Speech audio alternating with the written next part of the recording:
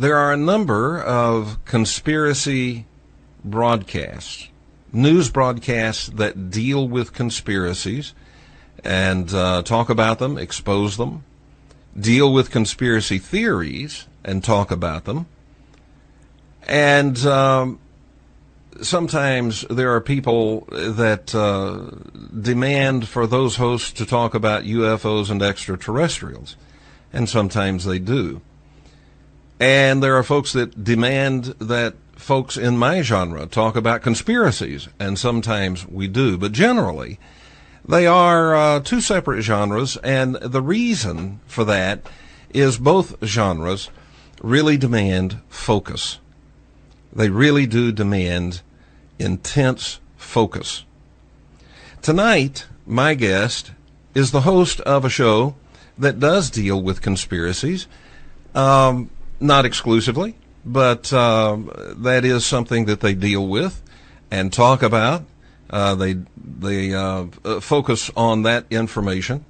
The show is called The Last American Radio Broadcast, and the host of that show is Brian Stavely, who joins us live tonight. Brian, welcome to the show.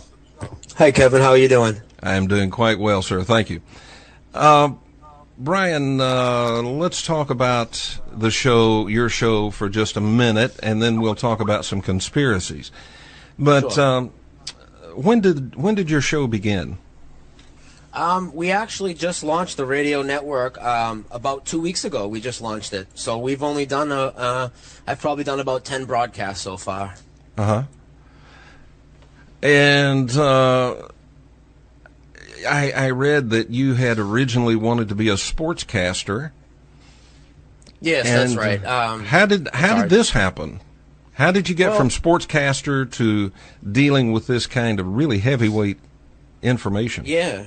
Well, the way it happened is, I was like a lot of Americans. I was, just oblivious to a lot of the stuff that's really going on, that's kind of behind the scenes that you're not finding out from the mainstream.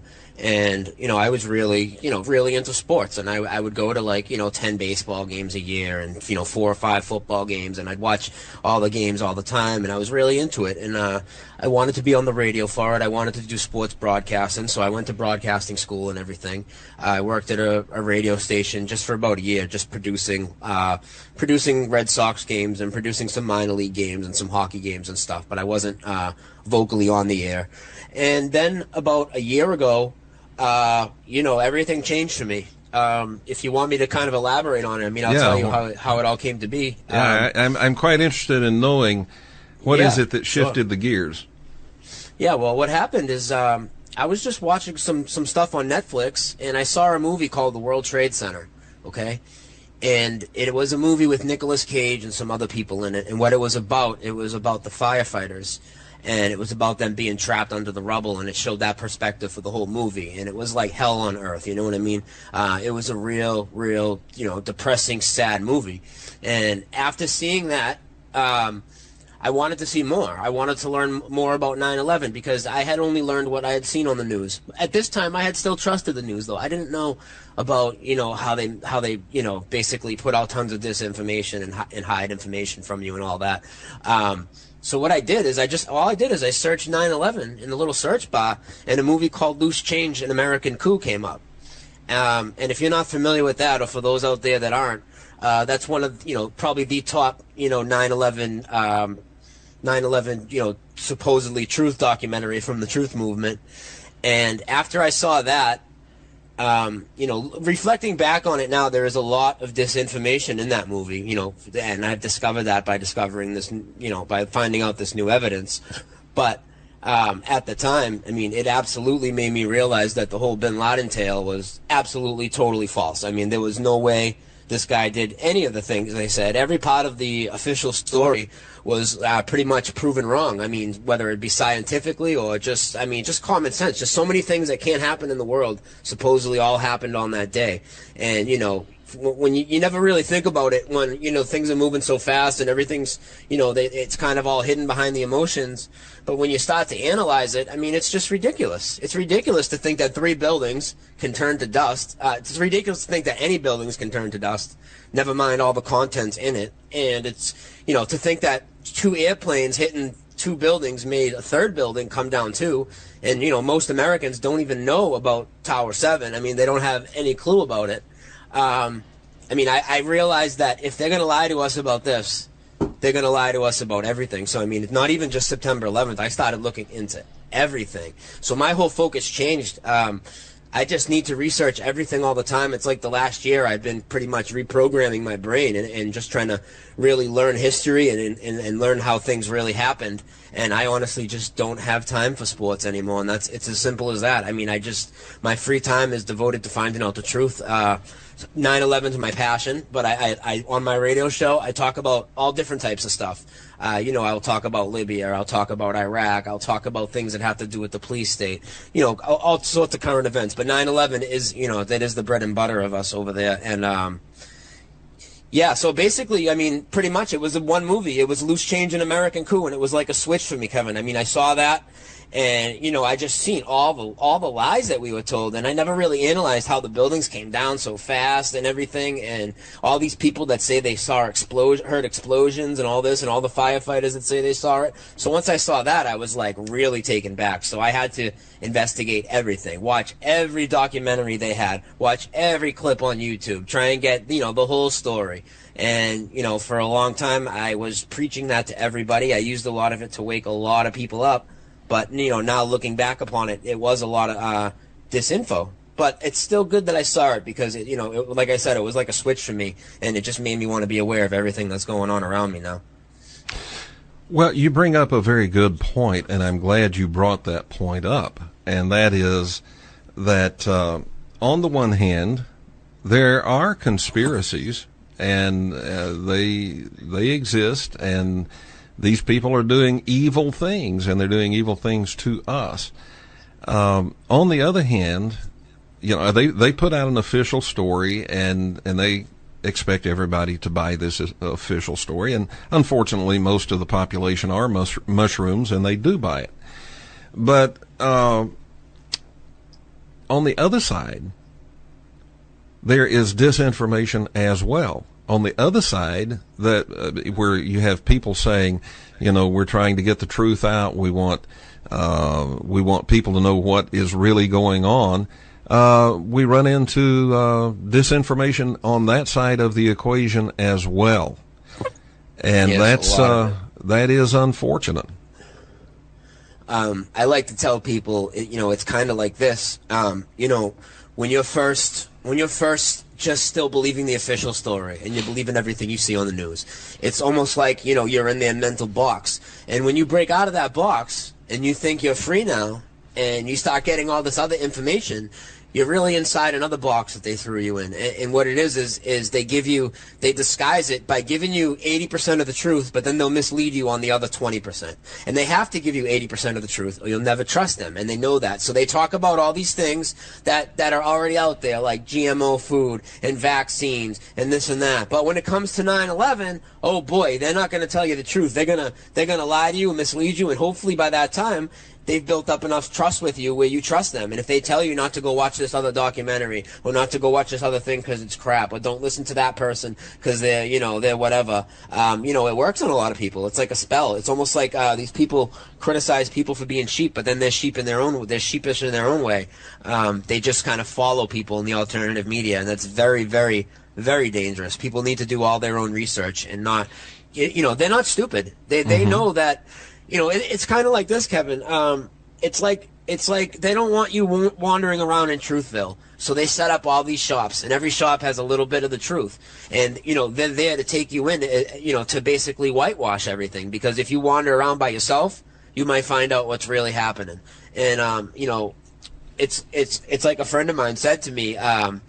They set up everything so fast, you know, all these websites and everything. It's like when you come to the scene, you don't even need to because everything's already there, but everything's really controlled.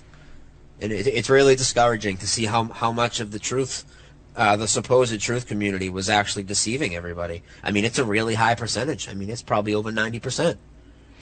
So how do you weed through it? How is it that you are able to sift through all of the information and come up with what is real? I think because I am willing to look at anything okay? I looked into a theory in regarding 9/11 that I knew was totally wrong. It sounded outlandish to me. But you know what? If I didn't spend 20 hours poring over this woman's interviews and her presentations and her pictures of Ground Zero and everything else, these other little bells that rang in my head would have never went off, and I would have never discovered the real information, because it kind of led me in an indirect route to the real information. And if some people, you know, if you want to get the whole story behind anything, and not even just September 11th, I mean, behind anything, I mean, how can you expect to get it if you're not willing to listen to all sides? There's value even in listening to people that are telling a falsehood, because there might be little bits of truth in there that you can pick out. And if you're good enough and can recognize it and pick it out, you know, you can use that. And that's exactly what happened. This woman was trying to explain a totally different theory, and I started noticing things in the pictures that I'd never noticed before. Well, you know, that is what I say, and that's I'm not preachy about things, but if I am preachy about anything, it's that, and that is, you know, let's don't hear what Joe says about George. Let's hear George. Exactly. And you know, forget what Joe says about George. Let's hear George. And whether we like him or don't like him, whether we buy what he says or don't, we need to hear what he says, and we need to ask questions. We need to listen to those answers, and we need to compare them against whatever, even if there are only a few actually known facts. Let's compare each story with the facts we have, and by doing that, you build up sort of a database of more facts. Exactly. Yeah. All right. Now, you said you wanted to be on the radio with this. Why? Well, that's a good question. Well, I wanted to be on the radio. Are you talking about this as in the September 11th message, or just the general message of all different topics? All the topics you talk about. Why? What is it that said to you, I need to start this radio show? Because I feel that since I've been looking into things, I'm pretty well informed. I feel I come across well as a speaker and as, you know, as maybe like a teacher to people. You know, I try and sit a lot of people down. You know, it's not just over the internet and sending people videos and stuff. I bring people in my house. I sit them down for hours at a time, show them different things, explain things to them, talk to them face to face. You know what I mean? And that seems to work well for me. I just feel like I'm the guy to do it. I just feel like this is what I was put here for. I didn't realize it. It took me 34 years to realize it. It took me 33 years to wake up and to even have a clue as to what was going on in the world. I just, you know, I'm going to get a little more specific towards 9/11, because 9/11 is the thing really driving it. And the reason I need to get on the radio with this 9/11 thing is because 9/11 has changed the world. It's changed everything, Kevin. It's changed everything in this country, everything overseas. It's totally changed what our country's all about. It's almost like we have no morals anymore. I mean, we just invade people for no reason, unjustly occupy other people's territory. When they fire back at us, you know, they're a terrorist. Well, if they came over here, we'd be patriots if we did that, if we fought back, okay? These people aren't terrorists, and we invaded, you know, and I didn't know this before, okay? But waking up to 9/11 made me realize that, wow, these countries didn't do anything to us. Afghanistan definitely didn't do anything to us, okay? And we rolled through there like it was nobody's business, all right? And then we're in Iraq, and then we're in Libya. We're doing drone strikes in Yemen and Pakistan and Sudan. We're going into Central Africa now. I mean, what are we, the Nazis from World War II? I mean, we're just invading nation after nation after nation. And the reason they're able to do it is because of fear. They have everybody in the nation afraid of the boogeyman Al-Qaeda that's going to get them, okay? And they have cashed in on that. They have used that to increase the police state to a ridiculous degree. They've used that to unjustly invade any country they want in the name of fighting terrorism. They've used it to basically rip up the Constitution. You can be arrested now, labeled a domestic extremist, and they can basically throw the court system out, give you a military tribunal. The FBI can come in your house now with no warrant. You know, anybody can listen to your phone calls, look at your emails. This is all in the last 10 years. This is all because of 9/11. And that's not the only reason. But I mean, that is that, like, it's like the nitrous shot in the engine. I mean, it's absolutely crazy how far we've come in 10 years. Now they grab you at genitals at the airport. I mean, when is enough going to be enough? And I feel like if we can get this message of 9/11 out and make everybody realize how the biggest event of our generation that they were told was this horrific terrorist attack, if it's something totally different, everybody needs to know that, because, people won't live in fear anymore. People won't submit to the government anymore. And who knows? Maybe if it gets big enough and the message gets big enough and people make a stand, we can actually get out of these wars. I mean, that's what I'm hoping. I mean, that's the ultimate goal, isn't it? It's to stop all the madness, And I feel with 9/11, because it was for me, if you can make somebody realize that that's a fraud and they were lied to about that, I realize now they lied to me about everything, because if they lied about 9/11, they could lie about anything. I mean, that's the biggest thing that's happened in my lifetime, and the total thing is a total lie. It's just an absolute lie. Now that you're going public with this on radio, aren't you afraid of being labeled a domestic terrorist yourself? I guess, but I mean, I don't really think about that too much. If they're going to do that, they're going to do that. I mean, there's not really much I can do about it. Hopefully I get the message out to enough people fast enough where they realize it's all BS, and everybody knows. I guess, that's what I got to do, tell as many people as fast as I can. And that's what I've been trying to do. I talk about it on the radio. As you probably know, I'm going to be speaking at the Alien event, the Alchemy event. And,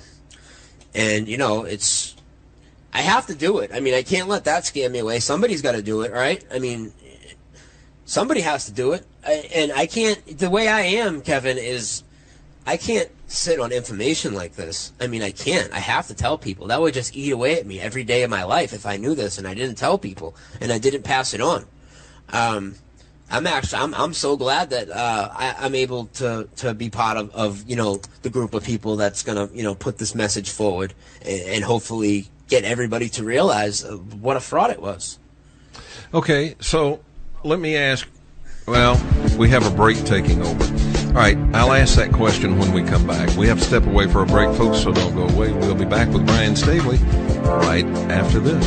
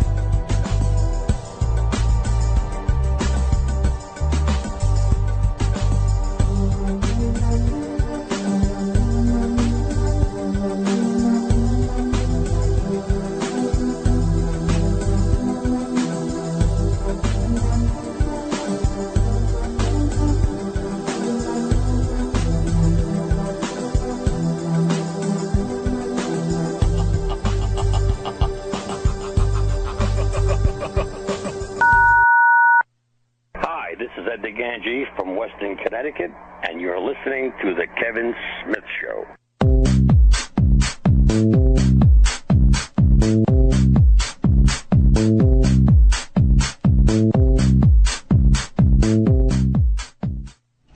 Welcome back to The Kevin Smith Show. I am privileged this evening to be speaking with Brian Staveley. He is the host of a radio broadcast called The Last American Radio Broadcast.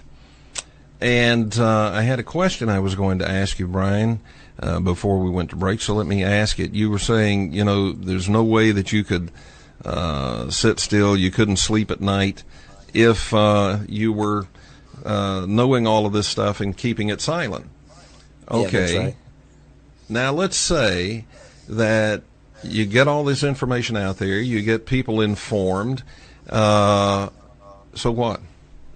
Now, the reason I ask it that way is, do you really think people are going to wake up in time to turn anything around, or are they going to wake up just in time to die? Oh, man, that's a good question, you know. I like to be optimistic about it, Kevin. I mean, I really do. I think that the explanation we're going to put forth today about what really happened on that day, you know, is once people actually start to look at it and even do a little bit of research into it, if they can at least put a tiny bit of effort, they'll see that there is, you know, a lot more evidence backing this up than there ever was of any thermite-controlled demolition story or any Osama bin Laden fairy tale. Things are moving at a fast pace. I mean, they are, and it's scary as they move towards things like world government and world financial systems and all this nonsense. People can call that a conspiracy theory, but that type of stuff is going on. At least as far as on the financial level. I mean, they want to put, you know, they want to control the banks in every country. And that's what a lot of these wars are about. People don't really understand that.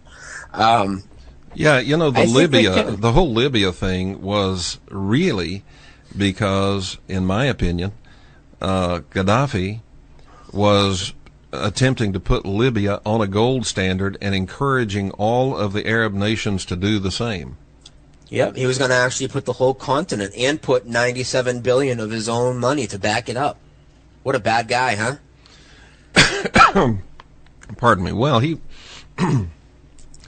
certainly had his bad points. Yeah. But you know, it's like Milosevic. Milosevic was a bad guy, but not 100% bad. Gaddafi was a bad guy, but not 100% bad. And you know, I think one of the things that people need to keep in mind is that we supported these guys, and you know, they were our boy on the block for a while. Yep, almost all of them. We install a lot of these people. And the other thing, guys, is when people get you know how they give you that list every once in a while of the terror nations like Syria or Iran, used to be Iraq, Afghanistan, and all this. If you take that list and you look at the list of the only nations left in the world that don't have a central bank that's controlling their finances and their economy, it's the same list. So, you know what I mean? Syria's next, Iran. And it's really a lot of it's over money. I mean, it is oil. When people say it's oil, they're not wrong. But it's not just oil. A lot of it has to do with the economies. They want to control everybody's economy. And if we don't control your economy, then NATO's going to pay you a visit. All right. Well, you know, as a matter of fact, we did not decide that we had to bomb Yugoslavia until the bank owned by Milosevic went belly up, owing money to bankers in New York. And next thing he knew, after bankruptcy, was bombs. Yep. So, all right, now let's talk about 9/11. Sure. What really happened there from the Brian Staveley point of view? Okay, perfect. Well, here's what happened. Can I give you a little lead up to it on how I came to this information? Yeah, go ahead. Okay. Well, what happened is, you know, well, I told you how I first woke up about a year ago to this information by stumbling onto Loose Change. Okay, so after that, I started watching everything I could on it, every documentary. I started watching Jesse Ventura's TV show. Upon that, I saw Alex Jones on his show a lot, so I started listening to him on the radio a lot. You know, I would use alternative media now, like Russia Today and all these other things. And There was always something that stuck in my head, though, Kevin. And you know what it was is after about a month of seeing, the real, what really happened or what I thought really happened, or, being told, being proven to me that the Osama bin Laden tale was false is what I should say. A month after realizing that, I saw, a movie called September Clues that breaks down the second plane, and it breaks down a lot of the media deception of the day. And, I knew within 4 weeks that, Flight 175 was a digitized plane. It was an absolute fraud. It was a computer graphic that was inserted. It never hit that tower. And I didn't understand how some of the people in the alternative media didn't know that. It always kind of stuck in my head because they've been looking at this for 10 years. I've been looking at it for a year. They're supposed leaders of the truth movement, and they have teams of researchers, and they've been to the sites, and they've talked to the witnesses, and all of this, and they don't have any idea. It kind of stuck in my head, but it wasn't enough to make me not trust them. So I still trusted them. And then, we're going to fast forward a little bit. We're going to fast forward a lot, actually, to about 2 months ago.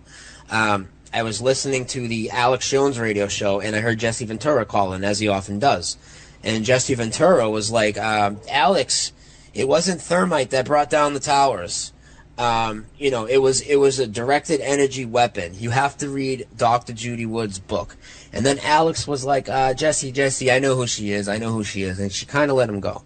Now, before we go on here, Kevin, I just want everybody listening to know that I do not believe in Judy Wood's theory. That's not where this is going right now. But I did look into it. So when I heard him say that, the thing with Jesse, Kevin, is I don't consider Jesse Ventura to be a top-level researcher. He admittedly is never in front of a computer or anything like that. But I do, he's had a lot of people on his shows, okay? He's seen a lot of people. He's had Stephen Jones on there. He's had thermite tests done in front of him. He's been to Ground Zero. He's been to the Pentagon. He's talked to that woman, April, whatever her name is, in the Pentagon that supposedly came out the hole and there was no plane there and all of this stuff. So for him to have such a conviction all of a sudden and do a complete 180 and now tell me it's this super weapon or something, I had to hear it. I had to hear what he had to say at least. Sure. What she had to say, because Jesse had seen a lot. And if he was this convinced, then, I better check it out.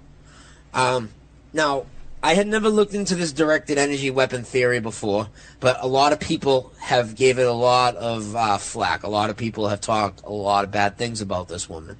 And that usually raises the red flag for me, at least, because it seems to be when people start to get hot and close to the information, they get attacked. So it really made me want to look into it. So what I did is I started to look into Judy Wood's theory. I spent about 20 hours of watching presentations of her online. Like, she would do a 4-hour presentation here, a 2-hour presentation there. And, I mean, it was tiring. She would go through thousands and thousands of, maybe not thousands, but hundreds and hundreds of photographs. And, the thing with her theory, I just want to tell everybody what the theory is real quick. She thinks that a directed energy weapon took down the Twin Towers and basically turned them into little nanoparticles, and they kind of went up into the atmosphere, basically disintegrating the building. Now, the reason she thinks that is because of the lack of debris, which we will absolutely get into a lot very soon. Some of the other reasons she thinks that is, there were 1,400 cars around the World Trade Center, actually some, pretty far down the street, that were all torched up and flipped over, some of them and stuff. And then, all that was left of the building really was this paper flying through the air. And then she had a couple of pieces of evidence that were really, really kind of compelling. They really backed up what she was saying, but the reason being is because what she was showing us wasn't what she thought it was. What she was showing us was, she says that, these buildings got disintegrated by this super weapon, and you can see this steel beam after the tower collapses. You can see this steel beam as it's about to come down. You can see it actually break into little pieces and kind of just evaporate. And you watch the video, Kevin, and you watch it a few times, frame by frame, you pause it, you do all that stuff, and that's exactly what you see. You see a steel beam disintegrate and go up into the atmosphere. But the reason you're seeing that is because that was a manipulated image. That was a special effect that she's looking at. It'd be like watching Independence Day and watching them blow up the White House and telling everybody you saw aliens blow up the White House. I mean, that's what she was looking at. And her other piece of evidence, and this is where a bell kind of went off in my head, her other piece of evidence was all these cars. Okay, now this 1,400 cars around the World Trade Center, all burnt up, and you start to look through all the cars, Kevin, and you start to notice something. None of the cars have a license plate on them. None of them. At least none of the ones I saw. None of them. And so now I'm starting to, what's going on here? I'm starting to think. Well, then, if you're familiar with the Truth Community story, if you will, about what happened to the debris, are you familiar with how they say the debris was kind of shipped out, truck after truck after truck, and they pretty much destroyed the crime scene? Yeah. Okay. Well, that ended up being a tall tale. And the only reason I found out that was a tall tale is because I was willing to look into Judy Wood's theory. Now, what happened is she's trying to show me, not me personally, but she's trying to show everybody evidence of a directed energy weapon, and she's showing everybody the debris. And she had pictures that were from noontime on 9/11. And you know what, Kevin? That debris is already gone. It's not there. It wasn't shipped out overnight. On 9/11, that debris was already not there. I mean, it looks like almost like a house was knocked down, not a 110-story office building full of contents. I mean, there should have been thousands and thousands and thousands of cell phones. There should have been about 50,000 chairs, desks, about 15,000 toilets, about 300 acres of carpeting, 40,000 file cabinets, 75,000 telephones, all this stuff. I mean, I could go down the list forever, and none of it was in the pile. None of it. And, this is on noon of 9/11. So now, I pretty much realize that the Truth Community story about the debris being shipped out overnight is a fraud. And why would they lie about that? And then if you go back and you look at, Mayor Giuliani's, first interview on 9/12, okay? Now, this is the day after this horrible event happened. All these people are supposedly stuck underneath the rubble. People are missing. People are dead. There's all this chaos going on.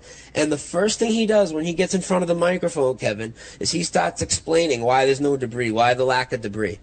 Isn't that rather odd? Instead of talking about the victims or anything else, he starts explaining the lack of debris. Yes, and what did he say about the lack of debris? He said that they had been working all night and they shipped out, so many, I forget how many tons he said, but, hundreds of tons of steel and all this. They were shipping it out all night, he said. And that's just, that's just absolutely false. I mean, maybe they did ship some out during that night, but it was almost all gone already. The pictures, from 2 hours after this event happened, and the site is like flat. But wouldn't that support Dr. Judy Wood's theory? Well, it could support it.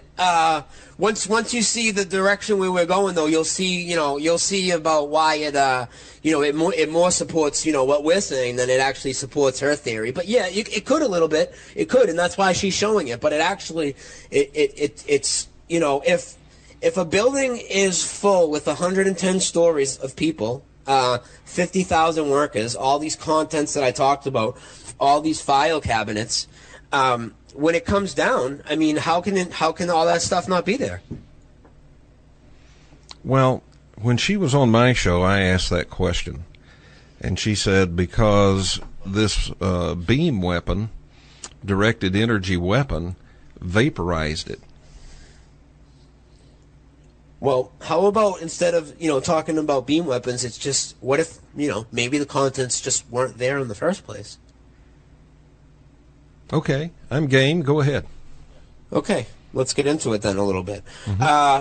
So what I did after seeing this, okay, now I thought that, it was compelling enough that, I needed to see who wasn't attacking her, okay? That's what I needed to do. Okay, tell you what, we have a break taking over, so we'll start with that thought. What's wrong with the beam weapon? When we come back from this break. We'll be back, folks, right after this.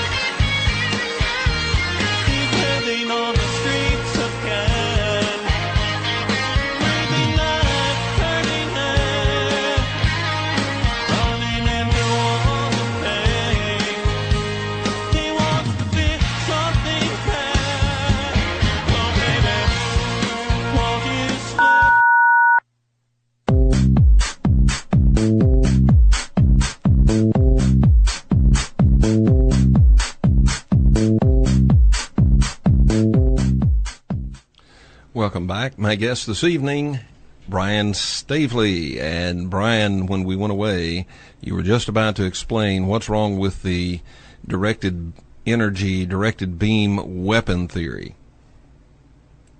All right. Well, I'm glad we're back already. Wow, a lot of time's gone by so fast. Well, what happened after seeing some of this evidence is I wanted to, look into who wasn't attacking Judy Wood. And, so one of the people's names that came up was Jim Fetzer, okay? I had heard of Jim Fetzer before. I had seen him make up I had seen him make a few press conferences, a few speeches, and he had talked about a lot of areas that, a lot of 9/11 people in the community don't talk about, like the second plane being fake is a real touchy issue. And you're going to see soon why people don't want to talk about that. Now, after finding Jim Fetzer, I made my way to his website or whatever, and I found these 2 radio interviews. They were with a couple people named Phil Jahan and Larry McWilliams. They're from the forums called Let'sRollForums.com.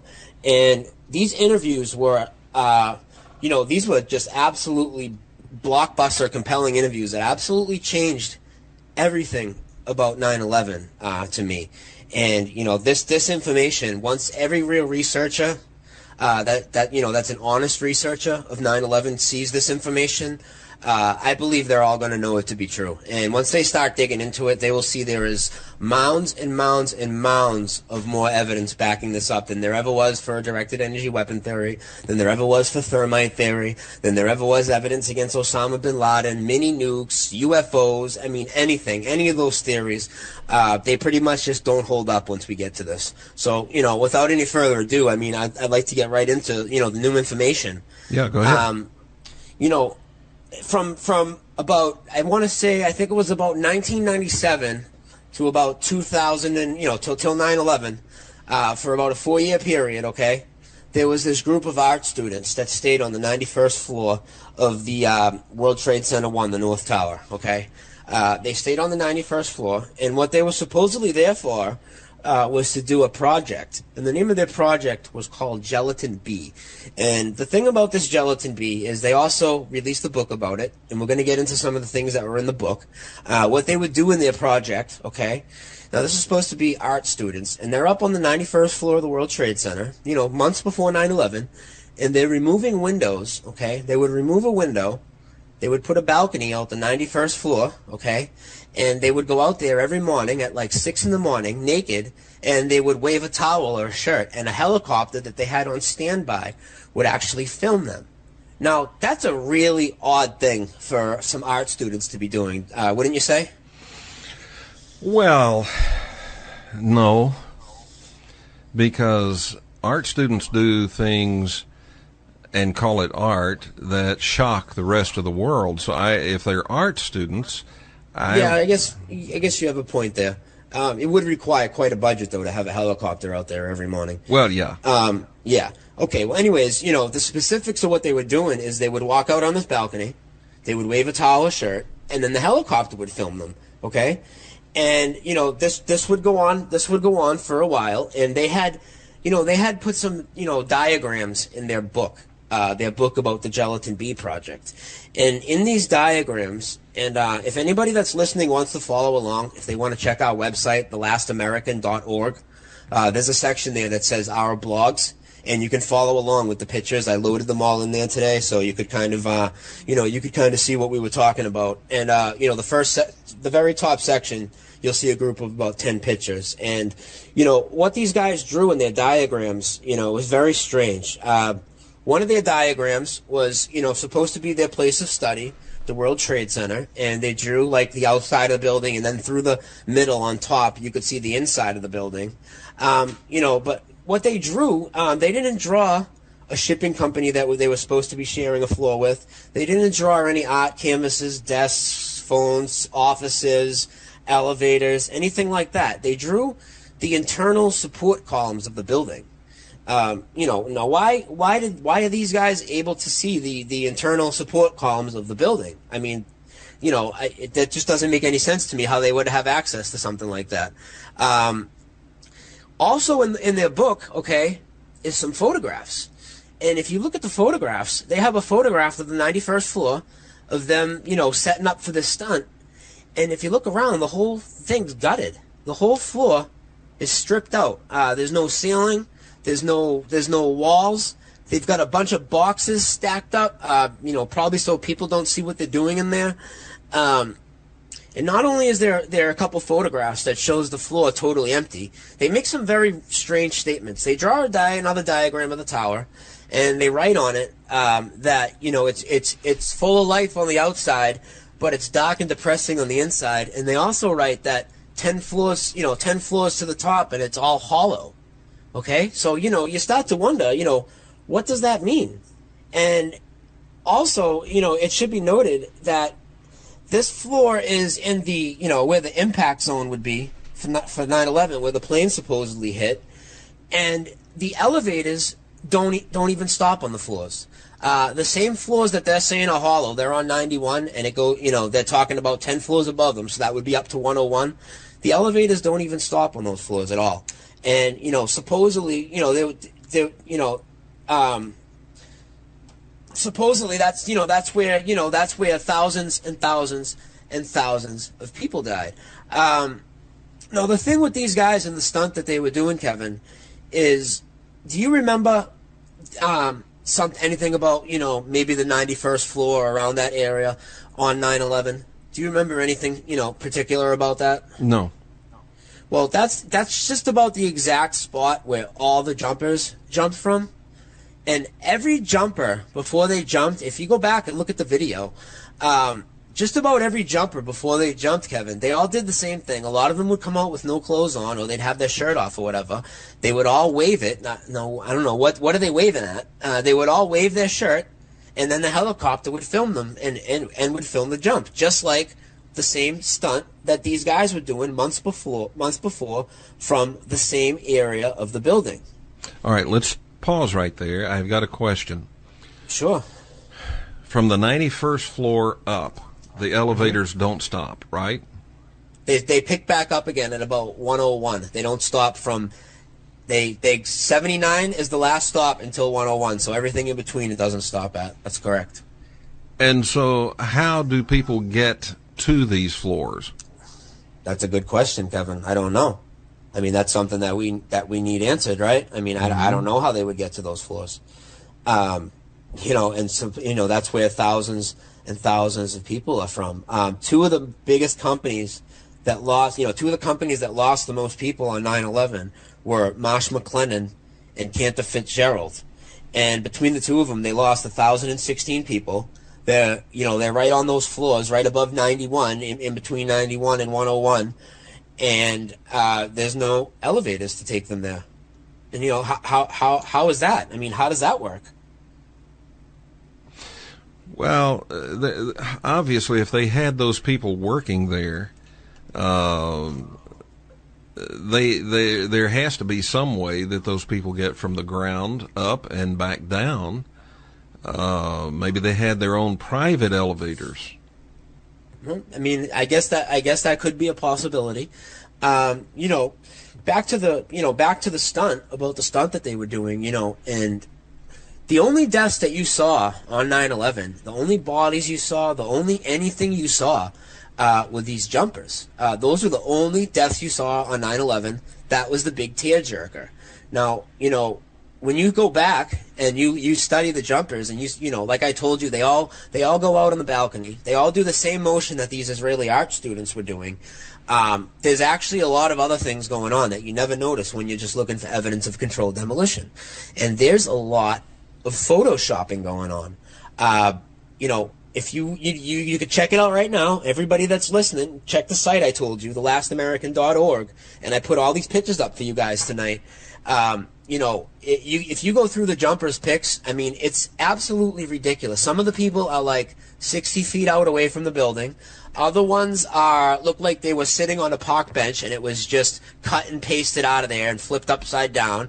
There's other ones where people's feet are on fire and they're holding hands.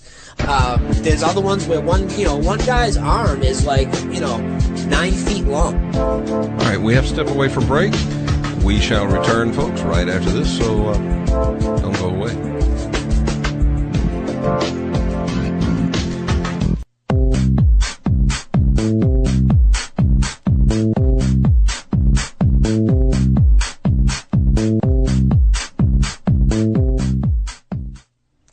Welcome back to the Kevin Smith Show. For those of you joining us just now in this second hour, welcome aboard. We're delighted that you are here. My sympathy to you for whatever it is that kept you away from the first hour, but we're glad you are here now. My guest this evening is Brian Staveley. He is the host of a radio show called The Last American Radio Broadcast. And it is a show that deals with conspiracies and theories. When we went away for break, Brian, you were telling us about the people jumping out of the World Trade Center, and you were saying it was photoshopped. Yes, it is, Kevin. A lot of it is just Photoshop people that they pasted in after. They put on images. For anybody that is, in front of the computer right now, please, I have some pictures I need to show you. I forgot to show you about the debris, too. Go to thelastamerican.org, thelastamerican.org, and go right to our blog section. Go down to Exhibit B and look at the photos of the jumpers, guys. You got people that are 60 feet out from the tower. You got other people that, one guy looks like he was sitting on a park bench, and one of the more telling ones, if you look at the bottom, I have a little collage there of about 15 different photos of the jumpers. And if you look at the pic toward the bottom right, you can see all these people gathering near the windows. And the windows are only about 3 feet tall. They can't really fit through the windows. Now, the windows at the World Trade Center are supposed to be 6 feet tall. This is a false image. Either, they had shot this somewhere else, or, they had props on the side of the building. These are the only deaths that we saw, guys. This is what really got a lot of people emotionally attached. Now, these art students, what they were there for, guys, is they were filming the jumpers. It was a movie stunt. They would go out to the balcony. That much of it would be filmed or whatever. It would be real photos. And then the scenes of them jumping, it's just Hollywood. It's Hollywood. It's photoshopped images and digitized effects. And not only were these jumpers fake on the 91st floor, right above them on the 94th floor, there was a smoke and fire delivery system made with like PVC piping that was wrapped around the building. It could have been put up overnight, so it wasn't there for a long time, so people from adjacent buildings or whatever couldn't see it. They could have thrown it up in a matter of a couple of hours, and you can see it giving off black smoke coming out all these pipes. You can see about every 6 feet flames shooting out to create fire. And this was for anybody that was on the street that saw. That happened to be one of the spectators that happened to have an angle of it. The idea that thousands and thousands and thousands of New Yorkers saw this is absolutely not true. If you've ever been to New York, and you try and look up and over, you really can't in a lot of places. There's so many tall buildings in your way. So to see the side of the building where it was, it's not like there were 50,000 people looking at it. And, this takes a lot of work, okay? You're not expected to believe any of this right away. But once you guys just, if you have an open mind and you're a real 9/11 researcher, just on this one aspect, and this is a small part of the story now, we still have a lot to get into tonight. If you just look with an open mind and be honest with yourself and look at the pictures that I put up on the website, guys. Look at the jumpers. Are you trying to tell me that all those images are real? You got one guy flying out. He looks like Bruce Willis, guys. It looks like an action hero movie. And, a little bit below that, and I should have showed you guys this earlier, if you look at Exhibit D, we have some pictures of the debris pile. And Kevin, if you look at the debris, that's from Judy Wood, one of these pictures right here, the top one. That's from 9/11. And, there's nothing there. It looks like a building, maybe, 5 stories high got knocked down. And we're talking about 110 stories full of all these contents that we started to name off earlier. Miles and miles of different types of phone wire and carpets. And think of all the file cabinets and this and that. And we're supposed to believe that everything turned to dust? Everything turned to dust, guys? Come on, man. Planes don't vaporize and people don't turn to dust. And one of the other theories that I want to basically, put to rest here today is the theory that a lot of the stuff got punched through into the basement, okay? I also put up, on the site there for you guys, I didn't overwhelm you, I didn't put too much stuff, but right under the debris, it's all organized, right under the debris pictures, you'll see a video. It says 9/11 debris investigation of Ground Zero. And I'm actually I'd like to play a little clip from that, Kevin, if I could. I'd like to play about the first 3 minutes of it. I have my computer, it's all set up, so if I press play, it'll feed through and everybody will get to hear it. I want to hear what you guys, I want you guys to hear the absurdity of what these guys are saying. And then when you check the video out on the site, I want you to look at the 30-second mark, and you can see the whole the whole bathtub, as they would call it, the whole flat area there where all the buildings would sit. And it's exactly that. It's flat. There's not a huge heaping pile of debris. Almost nothing has punched through. You can see the top of one of the towers. A couple pieces of the frame have punched through a little bit. But other than that, I mean, the ground is intact. It looks like you could come through with a bulldozer and push things off to the side. Well, I'll tell you what, let's do, since I have video. Why don't you summarize it for us? And it's on your site. People can go and watch it and listen to it. But why don't you summarize for us what it says? Oh, well, they're just basically talking about how, there's nothing in there. They haven't found anything that's, nothing bigger than, half a keypad. And, they talk about how there's 100 floors missing. There's 100 floors missing in the tower, in the debris. And it's got some really great visuals of the the actual what should be the debris pile, and I mean it's just not there. I mean there's like nothing there. It looks like a house got knocked down. I mean it's literally that small. Well, see, now I'm not a proponent of Dr. Judy Wood's theory, but I'm playing the devil's advocate here. When she was here, she addressed that issue and said that the only way that you could have a pile of dust instead of many stories high pile of debris would be for it to just be demolecularized. And you're saying that there is another explanation. Oh, there's a totally different explanation, and it's much simpler. All right. These buildings were never, ever, ever completed. I was going to, save this for a little bit towards the end because I had a few other things, but, we're going to jump into this part of it right now. We have pictures of the towers and they're hollow. You can see the sun shining right through, okay? Almost all the floors, Kevin. And, the first picture we have is from 1972, and people could argue that the building, was just being finished being built, and, that's why it's not, because it's not done yet. Well, then besides that picture, we have a picture from 1978, okay? And in this picture, Kevin, you can see that the towers are still mostly hollow. Halfway up on the tower on the left, you can see that there's no floors all the way to the top. And the only reason they're not there on the bottom, the reason you can't see through still on the bottom is because they put up a shutter system. Now, besides me just telling you that the floors are hollow, in this photograph, okay? There's supposed to be tenants on these floors at that time. They're registered. We have the occupancy report. We've got it from a Freedom of Information Act, and it shows the occupancy of every tenant that ever moved in and moved out of there, and the supposed dates of each.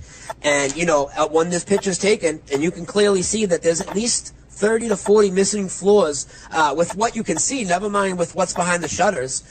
It's an absolute fraud. I mean, you can see it with your own eyes, and you can go through the occupancy report, and you can see that there's companies listed as being on these floors that aren't in the building. I mean, you can see it. You can see right through. Again, the elevators don't stop there, and again, some of these floors are the very same floors that these art students said were hollow. It's the same floors, and then many more. And Cantor Fitzgerald and Marsh McLennan, they supposedly lost, 1,016 people, and they take up about a third of the tower, and that's a third of the deaths. So, for some sort of scheme to have happened, it wouldn't have had to involve a whole bunch of companies. Now, before I talk too much more about the actual structure of the building, I want to talk a little bit more about some of the photoshopping that was going on. Okay, right. When you take a picture and you edit a picture, it gets stamped with data called EXIF data. And what the EXIF data is it'll show you different things, like maybe geolocation where the photo was taken. It'll show you when it was taken, what type of flash was used, all this other stuff. Now, if you edit the photo, Kevin, if you edit anything in the photo, if you edit the contrast, brightness, if you add a caption, any of this stuff, it stamps a new date on it, okay? And that's the date that it says taking a picture day. That's what it'll say because that's the last time it was edited. Now, a lot of these 9/11 victims, and I'm talking about the ones that we know of, like Todd Beamer, the Let's Roll guy, Mark Bingham, the guy that called his mom and said, "Hi, Mom, it's me, Mark Bingham," and many others. Their pictures, okay, are stamped with an EXIF data date of before 9/11. Now, normally that wouldn't be a problem. Okay, that they could have a picture that was taken a month ago, and that's why it's stamped with that date. Or they could have a picture that was edited a few weeks ago, and that's why it's stamped with the date before 9/11. But these pictures are dated before 9/11 as the last time edited, okay? And they have their obituaries in them. Their obituaries are embedded in the photographs before 9/11 with the flights that the people are going to die on and everything. And this is with the prominent people these aren't just, some random people, we picked off the list. These are the people that they've built some of these stories around. Todd Beamer, if he's the Let's Roll hero, how could his obituary be done before 9/11 and embedded in the photograph? And, there's a lot more to this. If I put a couple videos up, and I want people to check them out. You'll see them right when you go there, right when you go to our site. And one of them says the firefighters, okay? Now, this is a touchy subject, and, it's become taboo. You're not allowed to talk about the victims of 9/11. You're not allowed to dig into any of that. Well, you know what? That's all bullcrap. I want the whole truth. I'm not hiding anything back. The last thing I am ever trying to do is be disrespectful. I honestly don't see anything you could do to respect the dead more than, to try and find out what really happened to them on that day. Okay, well, let me ask you this. Yeah.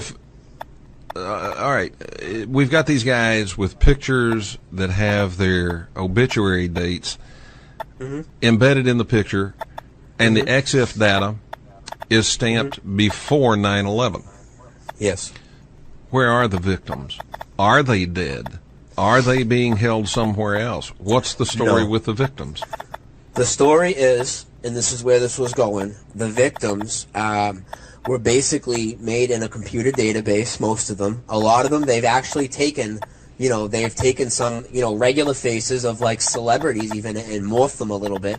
And, to really drive this point home, I have a couple of videos, and, nothing's going to really prove this to people by me telling it. People really need to go look at the videos. Go to thelastamerican.org, go to the blog section, and look at the video of the firefighters, okay? And, it's going to start right before the 5-minute mark. And it's going to be, what they're going to show you guys is they're going to show you pictures of firefighters side by side. And what they're showing you, it's not the same person in two different pictures. It's supposed to be two different firefighters in New York. And set after set after set after set after set, okay, they all look just about identical. Like one facial feature would be changed. So then, you start to look into the death, you look into the death records because you hear a lot of stuff, and I want to look for myself at what's really going on. And I dug into the Social Security Death Index, and a lot of people before me did that. Now, if somebody dies in this country, they go into the SSDI. If you put any of your old relatives in there that have passed on, they'll all come up. Only 11% of the firefighters come up. Only 11% of them are in the death index, okay? And this is a common thing throughout all the victims. Out of all the victims, only about 12% of them in the Social Security Death Index. Now, if it was 90% of them and 10% weren't in there, and you told me it was an error, maybe we could talk about that. But to have 88% of them not in there, I think is absurd. And then, people could say, okay, well, maybe you're reading too much into looking at these guys, and yeah, they look almost identical, but maybe that could happen. In the same city, guys looking like twins that aren't related, happening over and over again. I mean, it's very unlikely, but there's other things that are more easily proven, like, there's 9/11 memorials that they had, okay, and, these people are together for a memorial service for the 9/11 victims, and the pictures from it are clearly photoshopped. I mean, there's a guy that's, sitting there, at the service, and his head is like cut off in half and stuck into a flag. And there's all types of cut and paste action going on with all these photos. And if you pour, it's not just with the victims either. It's with everything. If you pour over the Ground Zero photos, and this, people can do this. You can all do this on your own. It takes a lot of time, but there's thousands of Ground Zero photos, guys. If you go look at them, you can see, if you have a watchful eye, that there's foregrounds and backgrounds put together, and they weren't taken at the same time of day. These people were a little bit sloppy, and you can actually see, like, in the background, the sun will shoot the direction north, but then in the foreground, the sun will shoot the direction of the shadows on all of them east off the buildings. And there's just tons of this going on. There's people walking through fire that don't even look down, like they don't realize there's fire there. There's a pastor being carried out by a group of men, but in different pictures. He has different color hair, and a couple of the guys that are carrying him are different guys, but it's supposed to be the same guy. There's a lot of this going on. And a long time ago, before I even went down this road about the fake jumpers and everything, I always knew that there was a lot of digital manipulation going on of Manhattan. I mean, we had buildings disappearing off the screen. We had bridges walking in the background. For anybody that doesn't know yet, it's right on the site too. I put two great still pictures up. Flight 175 was, totally manufactured. Now, I'm not going to go down that whole road tonight just because we don't have the time to get into it. And that's not what I want to focus on at all. But, we've known all these things were fake for a long time. We've known of actors playing witnesses in a couple places. We've known of some scenes that were manipulated, but we never really put the whole picture together.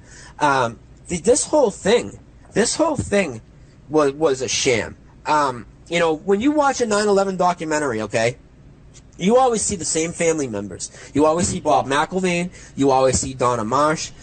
You always see this other woman. Her son was Christian Reaganhard or whatever. You always see the same people. And I used to always wonder, why is it always the same people that I see? There's 3,000 families. There should be 6,000 parents maybe. And where are they all? Why is it always the same people?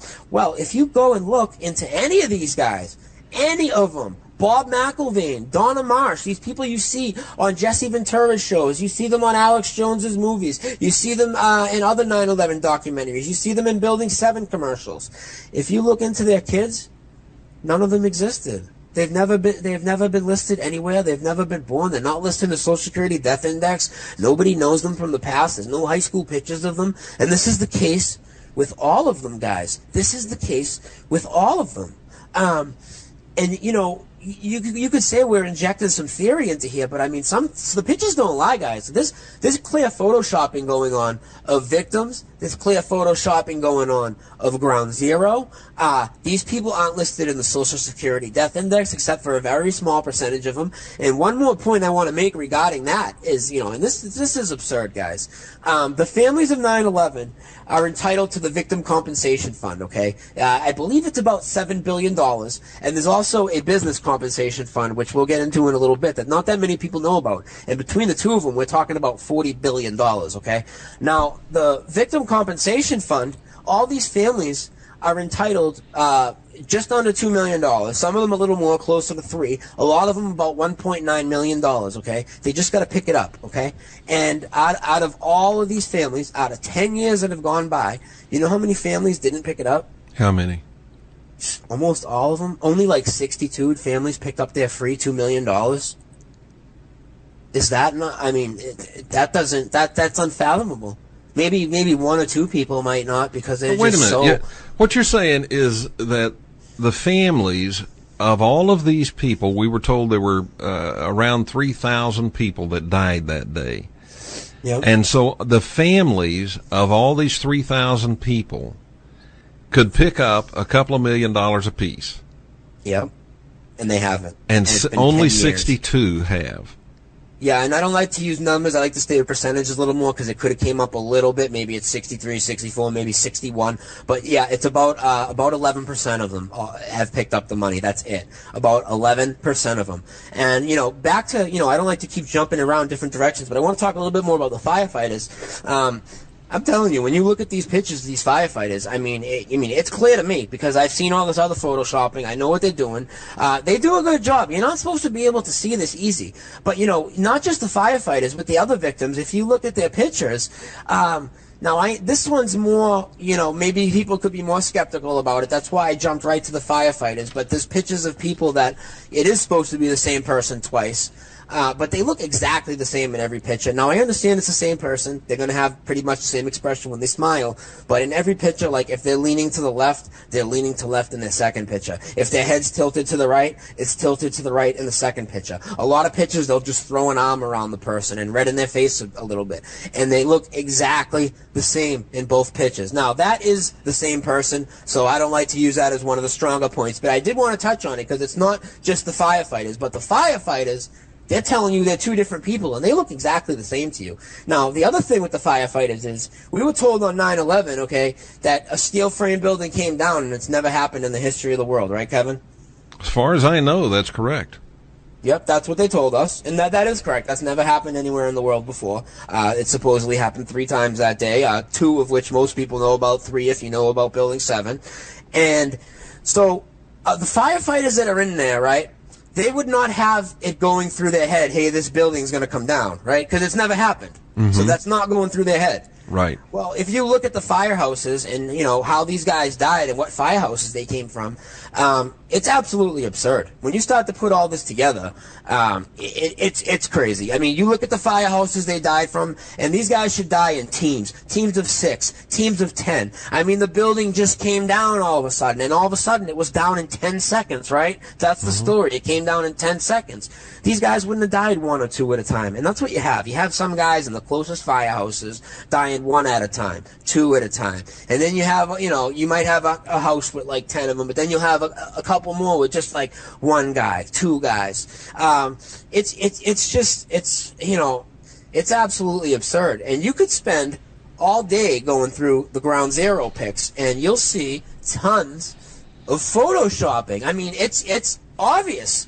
It's obvious once you start looking for it. And when you're looking for controlled demolition evidence, you don't see any of that. Now, what I wanted to say is the thing with the EXIF data that I was telling you about the obituaries being done before 9/11, when this research, when the people researching it started to dig this up, CNN started taking down all the pictures. They started taking down victims' pictures off the 9/11 memorials faster than you could blink an eye. And a lot of them are still down. They've taken them down because they know that the EXIF data is very revealing. And, besides the Photoshop pictures, besides what I'm telling you about the fake jumpers, besides that no elevators stopped worked in, we have props. We have Hollywood props. We have pictures of it. We have pictures of the smoke pipe that we told you about, right above the 91st, right around the 94th floor. You can see it's a little hard to make out at first, but you can see it. You can see the smoke coming out of it. You can see the fire coming out of it. And then even better than that, at the Pentagon, they had a fake smoke machine on the lawn giving off white plumes of smoke. And your audio just cut out. Oh, hello? You're back. Okay. Did you hear me mention the Pentagon? Yes, you said they had a fake smoke machine on the Pentagon grounds. Yes, they had a fake smoke machine on the grounds of the Pentagon, guys. It's all up on the site. I put it there for you guys. You'll see it. You can see a still picture of it, and then you can watch a video of it. This whole thing was a fraud. And, there's a lot of questions you might have right now, and I'm going to answer a couple of them for you. One of them is, well, what about, everybody says, these buildings had 50,000 people in it. If all these floors were missing, I mean, how were all these companies in there? Well, when you look at the occupancy report, first of all, it was only 25 to 35% full almost its whole life, supposedly. And then all of a sudden in 2000 and 2001, they expect us to believe that the occupancy went up to about 95%. That's what they expect us to believe, that it just all of a sudden jumped up like it was nobody's business. Welcome back to the Kevin Smith Show, and my guest this evening, Brian Staveley. Brian, we'll give it a shot here and see if your audio's back. Are you there? Can you hear me, Kevin? We can hear you. Okay. Excellent, excellent. All right. Brian, it appears to me that someone is possibly messing with your connection and doesn't want you to say certain things. So what you're going to have to do is you're going to have to spearhead. You're going to have to get to the point and say it before they can cut you off. All right, well, here's the point, guys. 9/11 was not a terrorist attack, guys. 9/11 was a Hollywood scripted movie with actors and special effects and movie props. And, for anybody out there, before you attack this theory, please look into it. The evidence speaks for itself. Pictures don't Photoshop themselves. This evidence is there. The smoke pipes are there, guys. The fake smoke machines are there. These floors and these buildings were missing. Now, if I've said a lot of things today that you might be like, oh, that's crazy. But let me ask you what's crazier, guys. What's crazier? Is it crazier that George Bush, Larry Silverstein, Donald Rumsfeld, Dick Cheney, and the rest of them conspired to commit mass murder against 3,000 of their own civilians in order to further their agenda in Iraq, Afghanistan, and, attack our civil liberties over here and the whole 9 yards? Or is it crazier that they maybe fake the whole thing and push through the same agenda? I think the first one's a little crazier. Now, if you want to, go through all the unanswered questions of 9/11, and if you apply the answer that it was a movie, all of it seems to make sense. We'll start with the debris. Why is there no debris? Well, because it was a movie. That's the one thing they couldn't fake. The only real thing about that day, Kevin, is the ultimate destruction of those buildings. All of those people, and I can back all of this up, all of those people that you saw around the towers, that was a digitized fake image. Those people were either filmed in a studio, or they were filmed on streets in another city, or they were filmed in New York at a different time. There are many, many instances of people actually like ghosts running through other people.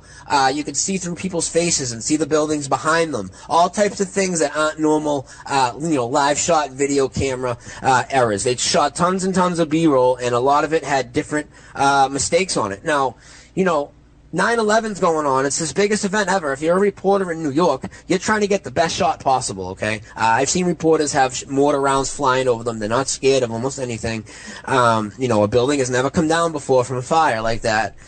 There's no video of people exiting those buildings. There should have been thousands and thousands and thousands of people rushing out the buildings. You have no video of that because they could not fake that. What did they do to fake an office building came down? They dropped a bunch of friggin' paper through the air and told you everything got vaporized. Some of those videos that we didn't get to play earlier, when you guys go to the site, lastamerican.org, go to the blog section, listen to the absurdity of these firemen after firemen telling you everything just turned to dust and to steel. Dust and steel. It's absolutely absurd, guys. And All right. Well, okay. Now let me ask. I've got to ask for clarification. Sure. You're not saying that those buildings are still standing there. No, I'm absolutely not saying that. I'm saying the only real thing about that day was the destruction of those buildings. Okay, those buildings are not there. They came down on 9/11. Yes, that's what I'm saying. So I am absolutely not saying that. So how did they come down as dust? They came down under the cover of either smoke grenades, huge dust clouds, whatever they did. All the people were backed many, many blocks away, and they just basically smoked the place out. If you remember how smoky it was looking at the scenes of Manhattan, I mean, you really couldn't see anything. I know for a fact, when that supposed second plane hit, which was fake, and just about everything after that we saw of Manhattan, a lot of it was, digitized, manipulated images, and it had tons of errors on it. People familiar with New York can tell you. There's a lot of buildings out of place. You can see buildings moving. I mean, you can see buildings disappearing off the screen. Just all types of stuff like that. And if those buildings did come down that day, yep, where's the rubble? they were almost all hollow, Kevin. There was only very few floors on there. The rubble that you saw is the rubble from the towers, but the reason there's hardly any is because they weren't packed with office buildings. Now, if you went in the World Trade Center, the first stop after the ground level going in the elevator would be floor 7. Guess what's not there for a stop? Floor 7, floor 8. Floor 9, floor 10, all the way to floor 14, there's no stops. And then there's a Bank of America, which is owned by David Rockefeller. He's one of the people that put the towers up and would be in on this plan, so you can't count that as genuine. And then after that, I mean, there's these huge gaps where there's not even companies registered on their own paperwork. And you really got to see the pictures, Kevin, and everybody in Kevin's audience, either go to thelastamerican.org and look at the pictures of the hollow towers, guys. You can see right through the building, almost the whole thing, guys. I mean, if there's floors in there, I mean, there might be 20 out of 110 floors, maybe 30. I mean, there's really not a lot at all. And for people that say, oh, that's when they built the building, no, because we have another picture from 6 years after the building's done being completed. We have the occupancy report. There's supposedly tenants on these floors, including the larger companies that lost the most lives. And you can see clear through the building. There is no floors there. There's no tenants there. These people are ghost companies. They're actually ghost companies. And this is how they were able to set up the truth movement so easily. If there's no real families to oppose it and try and set it up, that's how they were able to control everything so easily and control the information that you see. They had a lot of actors that day.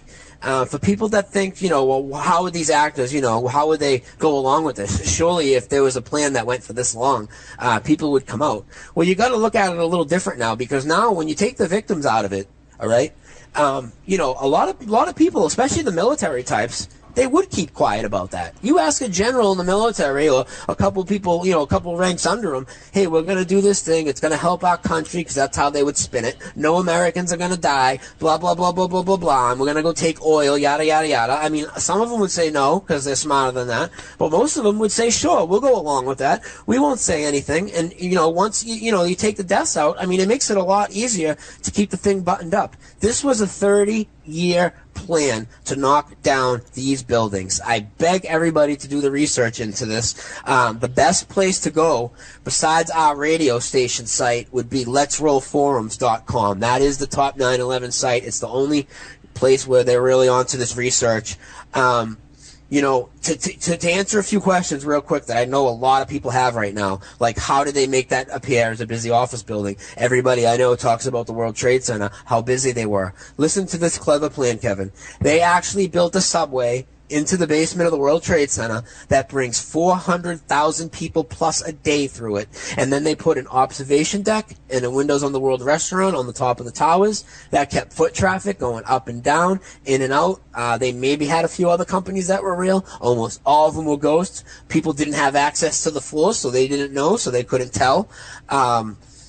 With 400,000 people coming in a building every day on a subway, what time do people come on a subway? They come at the same time as a building would be busy for a regular work day.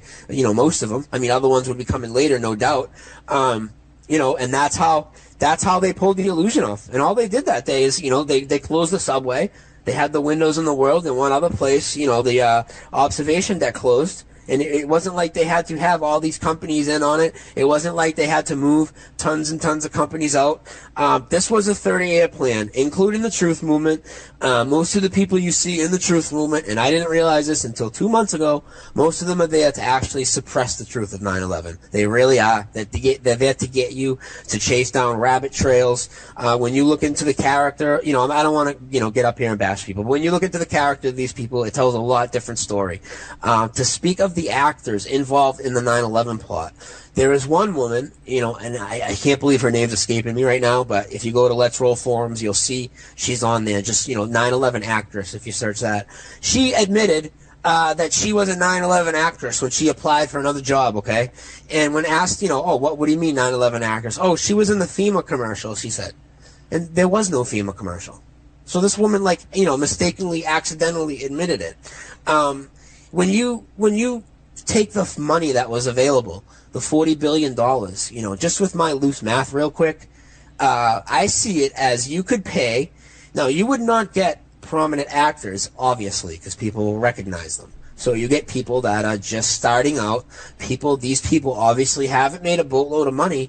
You could pay these people $1 million a year for 50 years, and you could pay 800 of them, and, you know, you just threaten them. You ever talk about it, then you don't get your $1 million every year, and that's guaranteed money from the government. People that have never made that, and it's a lifetime acting gig. You are this 9/11 person now. Anytime you're in public, or, you know, anytime, you know, well, obviously not when you're in public, but you have to, you know, you're one of the victims. All right, well, let's talk about what they did. Let's talk about the families of the victims for just a minute. You mentioned some people that we see on television every time someone interviews victims' families, and you mentioned some of them by name, and Yes. you said they don't even have any kids, or these Yes. kids, they don't have these kids. Are you aware that if you're wrong about that, they can pin you to the wall in a lawsuit that's unbelievable? I know, but at this point, we have enough evidence that we are confident about this. This whole thing is a fraud. Their kids, they do not exist. Nobody's ever seen them, and it's even obvious. And I don't want to get up here and tell you, you know, everything on the news is photoshopped, and you know, a lot of it is.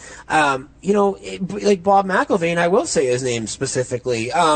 You know, his son, they carry us around the same two pictures of him all the time.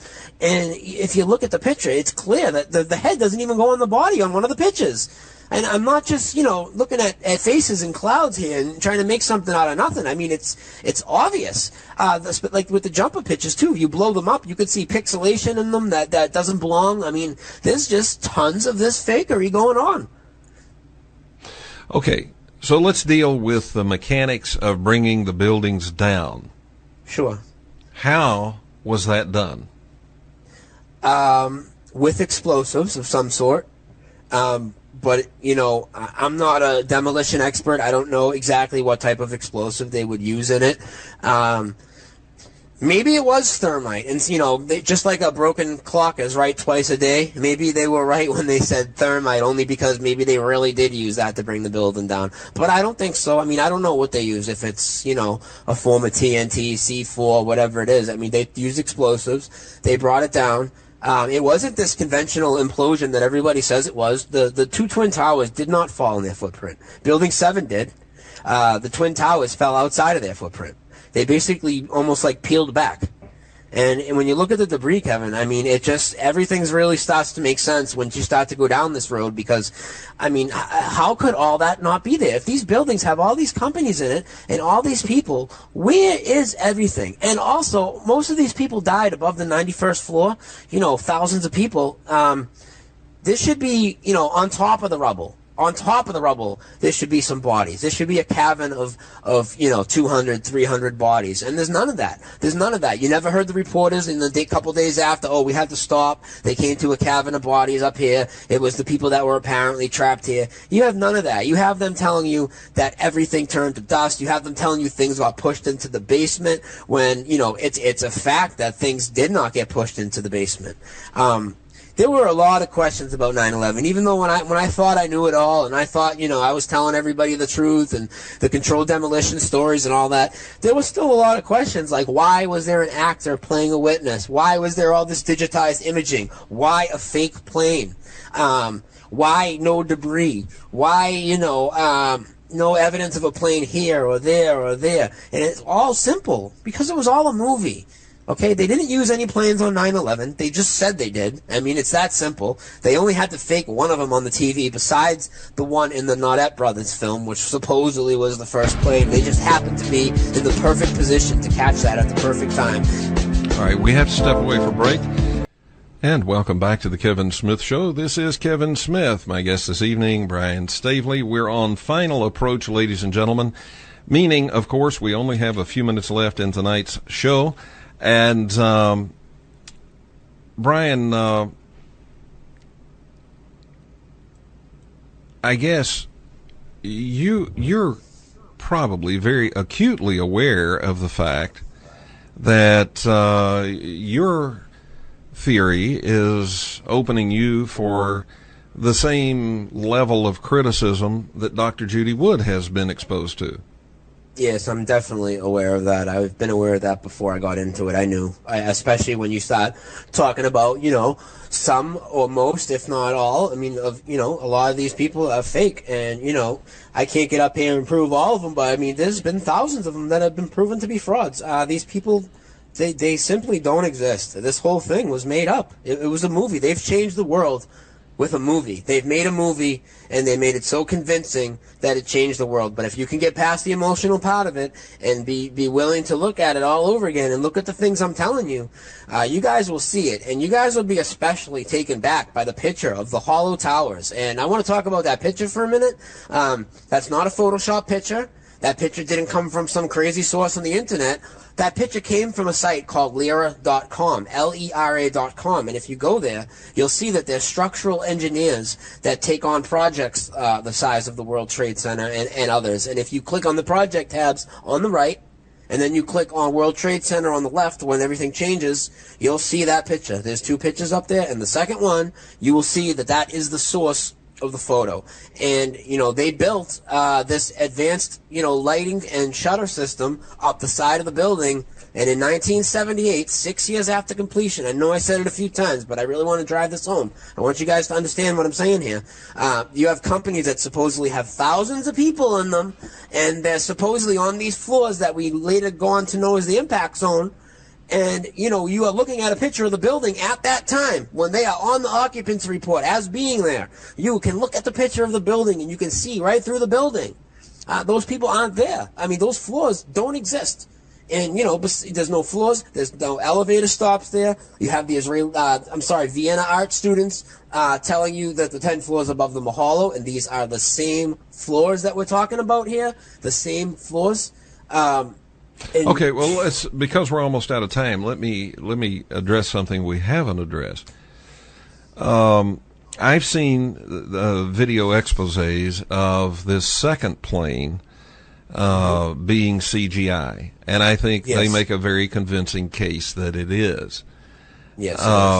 What about the first plane, and what about the people who died or who are alleged to have died on those planes? Well, the people that have alleged to have died on the plane, what I think is, those planes never even took off that day. I mean, there were no planes. And the footage of the second plane, like you said, is very compelling that it's CGI, and it is. And I spent a lot of time on it. And okay, what right about the first one? Go ahead. Yeah, what about the first one? There's only one people that had it. It was the Naudet brothers, and that was a total forgery, that whole movie. And the people that say that they saw the second plane, if you look at the list of people that saw the second plane... No, the first plane. Okay, yeah, the first plane, the only people the only footage of it was the Naudet brothers film. That was it. And that whole film was, that was all propaganda. That was all propaganda put out by the people that pulled off the stunt. Okay, so you're saying that that there were no planes that hit those buildings that day? Absolutely no planes at all used. Absolutely, I'm saying that.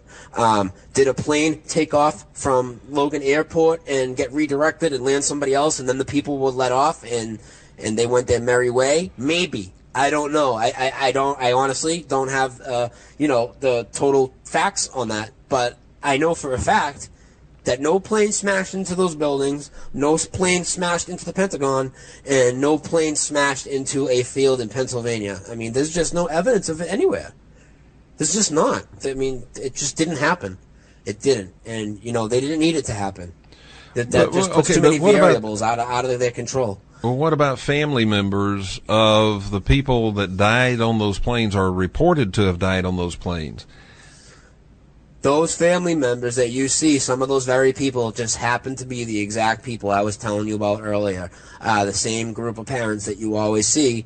And, when they were supposedly allowed to listen to some of the recording, well, isn't it convenient that they were never allowed to talk about it either? It's all just a farce. Even the woman that's in the meetings always holding up the signs, lies and this and that and the other thing at the 9/11. That's all staged. Those hearings and everything. I mean, it's all Hollywood. The whole thing is Hollywood. Why would they want to stage the truth movement against 9/11 against the 9/11 report, it would seem to me that they would want people to believe the 9/11 report. No, because it's controlled opposition, and the way this works with the truth movement is, and I'm glad you asked me that. That's a great question. They all have a common theme, okay? All these people in the truth movement have a common theme. And that theme is that airplanes smashed into the buildings and 3,000 people died that way. So even though it appears that they're arguing with the official story, they're really they're reaffirming it. They're backing it up. They're there to hype up that this event happened. And, you know, the people behind it don't care what you believe, because the way they feel, you know, the people that believe the official story, well, they're going to back everything you do. They're going to back the wars. They're going to think we need to go kill all these people. The people that think, you know, the buildings were blown up by the government, well, you know, they think, well, if they killed those people, they'll probably kill me, and I'm not going to talk about it. And ultimately, they are guilty, you know, of, I believe, treason. I mean, we're over in these wars killing all these people over these lies. But you know, the way they're looking at it, sure, we'll point the finger at ourselves, say we blew up the building with these people, if that's what they want to believe, because if it ever comes down to it, you're never going to be able to prove that they did, because they didn't. They didn't murder those people.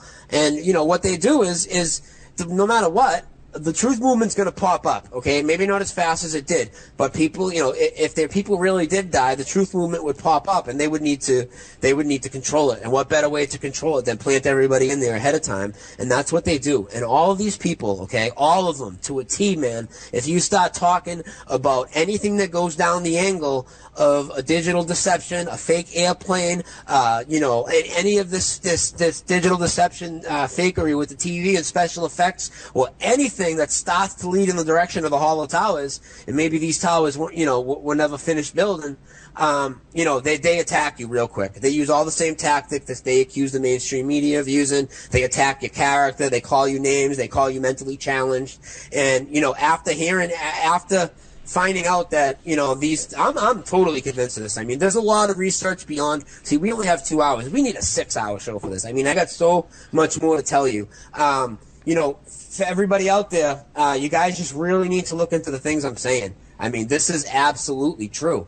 And when I found out about, you know, all the floors missing and everything, you know, I kind of forgot where I was going. But, you know, I went back and I reassessed my position with everybody in the truth movement, people that I had followed, people that I had watched, and I wanted to see how they reacted to this type of information. So I started using Google and YouTube and just entering their names and entering, like, you know, fake plane, or entering, you know, whatever would bring them down this road. And they just, all of them attack it, call you no planers, call you this, call you that. So what? No plane? Is it that crazy to think that they faked that they put a plane in? That's what they did. I'm sorry. That's what they did. I'm not the crazy one. The crazy ones are the people saying that the planes vaporize. This ain't Star Trek. Planes don't vaporize. Passports can't, you know, not burn. I mean, all this crazy stuff that they say happened, it can't happen. The molten metal, I mean, that's all a lie. Those are all lies. Just like the lies about the debris pile being shipped off overnight when it was already not there. The molten metal story is there with, you know, just to back up the thermite story, to back up the whole other side of it. They control the truth movement from the very beginning. Okay, Brian, I wish we had more time, but as you noted, we don't. If you will, just stay on the line with me for a moment. All right, ladies and gentlemen, that's Brian Staveley. The name of the radio broadcast is called The Last American Radio Broadcast. And you can meet Brian out in Los Angeles at the Alchemy Event 2011. There's still time to register, but registration is closing soon.